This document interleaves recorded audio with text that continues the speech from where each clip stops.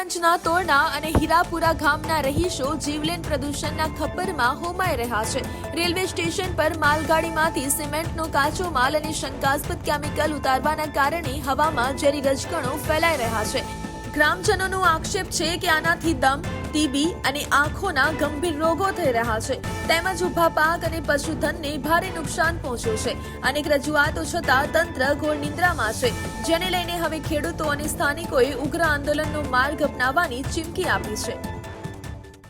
અમારે એ સમસ્યા છે કે આ ડસ્ટ ઉડે છે અને માટે ખેતીવાડી પશુપાલન બધી જ રીતે નુકસાન થાય છે।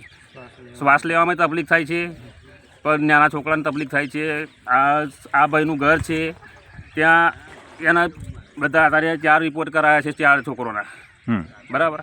એ માટે હે ને શ્વાસની તકલીફ છોકરાને થઈ છે, ઉધરો શ્વાસની એવું તકલીફ છે અત્યાર સુધી। ધૂળ વધારે પડતી ઉડે છે, બહુ અરે ખેતી કામમાં ખેતી કોઈ ખેતી રહી જ નથી, કોઈ પશુપાલનને ખાવા લાયક ઘાસચારો નહીં રહ્યો, બધું આ પોલ્યુશન ઉડીને બધું જ ભરાઈ ગયું છે અંદર। પ્રાંત અધિકારી, જિલ્લા collector, DRM office Vadodara, pollution department બધી જગ્યાએ અમે આપ્યું છે, આરોગ્ય કેન્દ્ર કોઈ અધિકારી જ આવ્યો નહીં અમારે।